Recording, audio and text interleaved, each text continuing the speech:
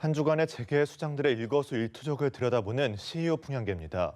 현대상선을 떠나보낸 현정은 현대그룹 회장, 또 경영복귀 1년을 맞는 최태원 회장 등의 소식을 남현호 노은재 기자가 보도합니다. 아끼던 회사가 그룹에서 떨어져 나갈 때 총수의 심정은 어떨까요? 현정은 현대그룹 회장입니다. 현 회장, 핵심 계열사 중 하나였던 현대상선을 40년 만에 떠나보냈습니다. 구조조정을 마무리한 현대상선이 지난 5일 현대그룹과 작별을 구하고 산업은행 관리회사가 됐습니다. 그런데 그 전날 4일 현 회장이 현대상선을 포함한 그룹 계열사 전체 임직원에게 삼계탕과 편지를 보냈습니다. 특히 그날은 현 회장의 남편인 고 정몽원 명예회장의 기일이었다고 하죠. 현 회장의 편지에는 현대상선을 떠나 보내는 데 대한 애절한 마음과 응원의 메시지가 담겨 있었다고 합니다. 현대상선은 현 회장의 시아버지인 고 정주영 명예회장이 버려진 유조선 세척으로 출발했습니다. 이후 현 회장의 아버지와 남편의 손길을 거치면서 한때 세계 8위의 해운사로 성장하기도 했죠. 그만큼 현 회장의 현대상선에 대한 애정은 각별했을 듯합니다. 지난 3월 경영난으로 채권단 관리화에 들어가자 현 회장은 경영권을 반납하고 300억 원의 사재를 출연하는 등 회사를 그룹에 남기려 애를 썼지만 역부족이었습니다. 현대상선을 떼어낸 현대그룹은 현대엘리베이터와 현대아산을 중심으로 재도약에 나서게 됐는데요. 한국을 대표하는 여성 CEO인 현 회장이 오뚜기처럼 다시 일어설 수 있을지 주목됩니다. 삼성전자의 신작 갤럭시 노트 7을 들고 있는 고동진 삼성전자 무선사업부문 사장입니다. 라이벌 애플에 텃밭인 미국 뉴욕에서 갤럭시 노트 7을 공개했는데요.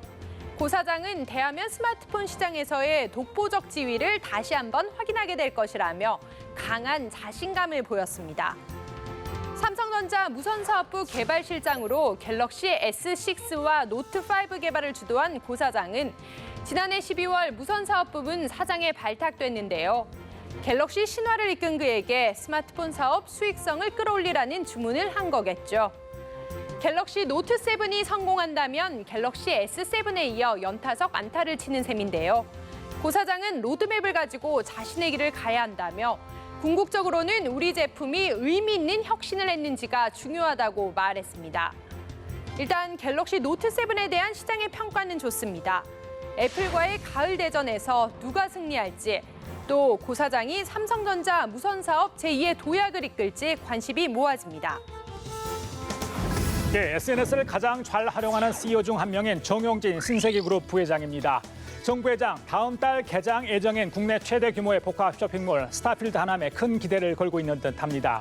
자신의 SNS에 스타필드 하남에 대한 소개와 포부 등을 밝혀 눈길을 끌고 있습니다. 정 부회장은 페이스북에 단순히 필요한 것을 사기 위해 집 밖을 나서는 시대는 지난 것 같다며 쇼핑, 레저, 힐링이 한 공간 안에서 이루어진다면 어떤 모습일까? 또 스타필드 하남은 이 모든 경험이 가능하도록 구현한 복합 공간을 꿈꾸고 있다고 기대감을 표시했습니다. 정 부회장은 앞으로도 스타필드 하남의 콘텐츠를 하나씩 소개하겠다고 밝혔는데요. 평소 SNS 소통을 즐겨하는 정 부회장의 스타일이 그대로 묻어납니다. 정 부회장의 야심작이라고 할 수 있는 스타필드 하남은 다음 달 9일 공식 문을 열 예정입니다.